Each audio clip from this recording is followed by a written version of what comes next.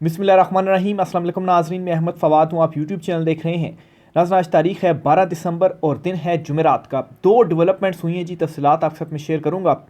पहला तो ये कि एस्टेब्लिशमेंट मौजूदा चुनतखब हुकूमत से बज़ाहिर अब जान छुड़वाना चाह रही है, सारा मलबा इस तरफ डाल के और बली का बकरा बनाकर।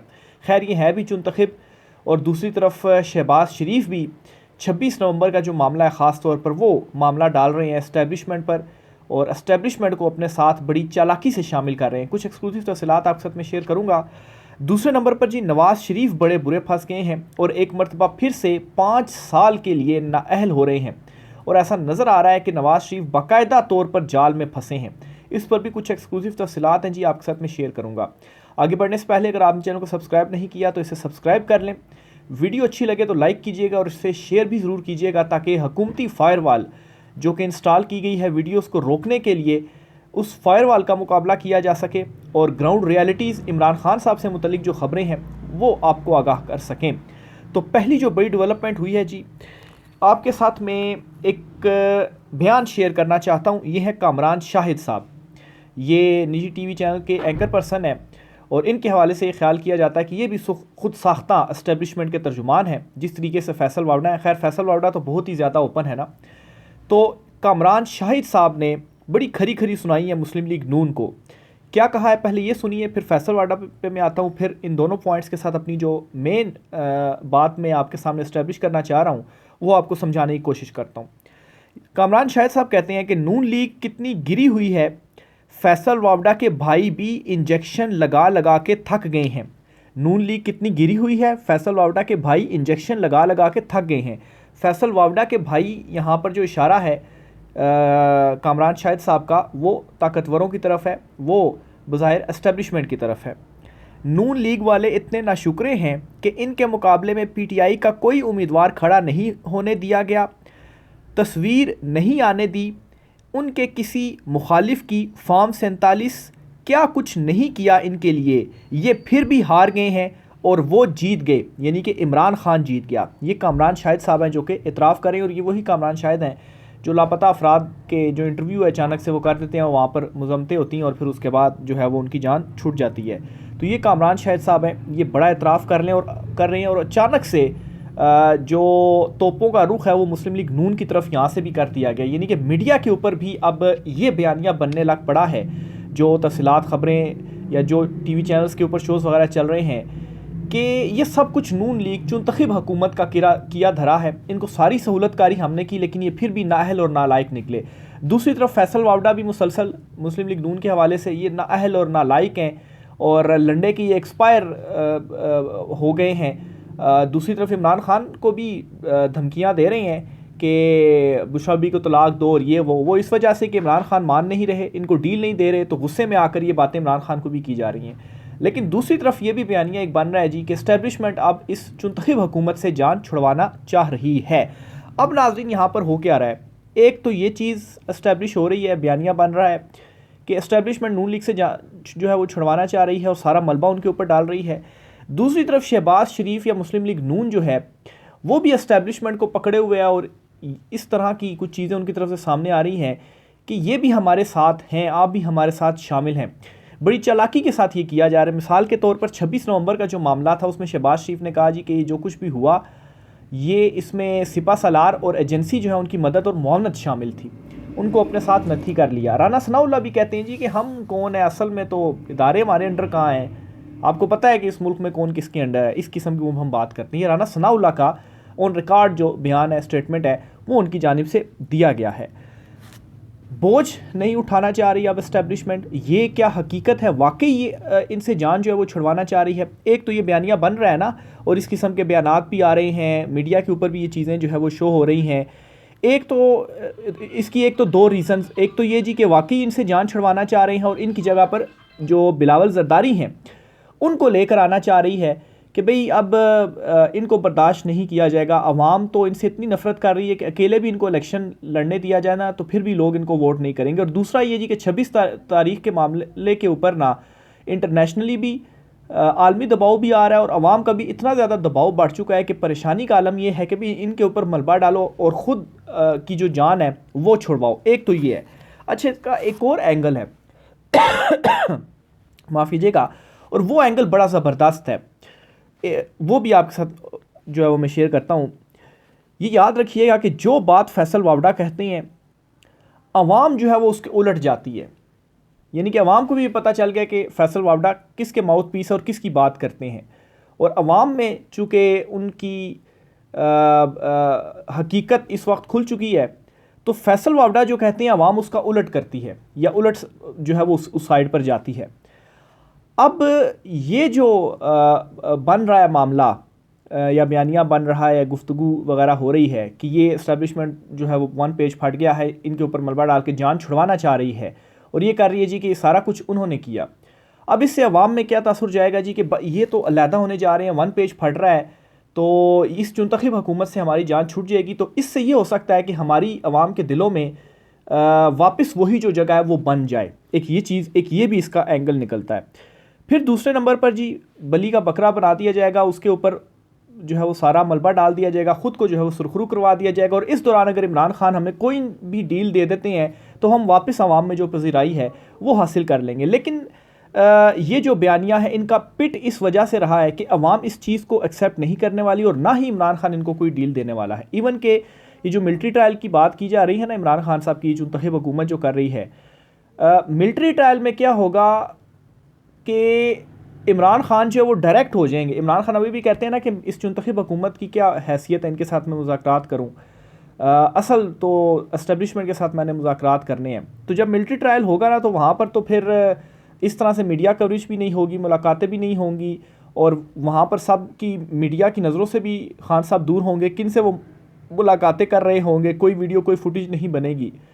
तो वहाँ पर डायरेक्ट इमरान खान के फिर जो मामलात हैं, मुज़ाकरात हैं, या जो भी डिस्कशन वगैरह है वो डायरेक्ट होगी, तो वो और ज़्यादा ठीक हो जाएगा इमरान खान के लिए। और ये जो जनरल फैज़ हमीद वाला मामला है ना, इस मामले के ऊपर भी पाकिस्तान तहरीक इंसाफ के ऊपर प्रेशर डालने की कोशिश की जा रही है।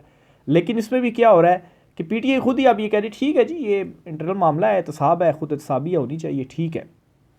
तो ये जी इस वक्त जो मामलात हैं वो चल रहे हैं। एक तरफ तो जी मुसलसल ये तासुर बन रहा है, बयानिया बनाया जा रहा है जी कि हम अब्बास साहब उनसे अलहदा हैं, ये नाअहल हैं, ये नाकाम हैं, निकम्मे हैं, और दूसरा इसका जो एंगल था वो भी आपके सामने मैंने रख दिया। दूसरे नंबर पर जी इमरान खान साहब के हवाले से आपको बताता चलूँ, देखें इस वक्त जो आवाम है वो इमरान खान के साथ खड़ी हुई है।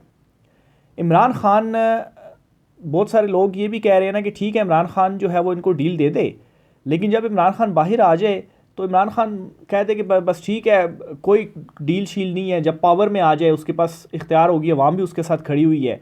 और वैसे भी इमरान खान अब उसका कद इतना ऊंचा हो गया कि इमरान खान अगर ये धोखा भी दे देता है ना, तो फिर भी अवाम उसके साथ खड़ी होगी, और अवाम कहेगी तुमने बिल्कुल ठीक किया है। ये इस वक्त इमरान खान साहब के हवाले से। लेकिन धोखा देना जो है वो इमरान खान की फितरत में ही नहीं है। इमरान खान जो करेंगे डट कर करेंगे, और छाती चौड़ी करके करेंगे, तो ऐसा खैर इमरान खान साहब करेंगे नहीं। लेकिन इस वक्त जो अवाम है वो इमरान खान के साथ खड़ी हुई, और जितने बयानिए बन रहे हैं ना, ये बुरी तरीके से पिट रहे हैं। अवाम बिल्कुल इनका बयानिया को किसी किस्म का भी बयानिया एक्सेप्ट करने के लिए अब तैयार नहीं है। और जो इस वक्त सूरत हाल चल रही है ना, तो मुझे ऐसा महसूस होता है कि बहुत जल्द इमरान खान साहब की जो रिहाई है वो भी होने जा रही है। क्योंकि ये जो इस वक्त धमकियाँ लगाई जा रही हैं ना इमरान खान को, देखें जो कोई ताकतवर होता है ना वो धमकी नहीं लगाया करता, तड़ियाँ जो है वो नहीं लगाया करता। इमरान खान, आप मिसाल ले लेना कि दो लोगों में लड़ाई होती है, उसमें जो ताकतवर होता है उसको पता है जी कि मैं जीत जाऊंगा, वो क्यों कमज़ोर को धमकी लगाएगा, वो कहेगा ठीक है आओ, एक चपेट लगाएगा उसको और वो गिर जाएगा।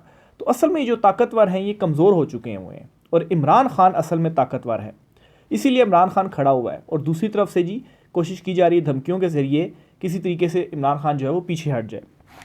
एक और ख़बर जी बुशरा बीबी साहिबा के हवाले से आपके साथ शेयर करता चलूँ। बुशरा बीबी और इमरान खान साहब, इन दोनों पर फ़र्द जुर्म जो है वो आयद कर दी गई है तोशा खाना 2 केस में।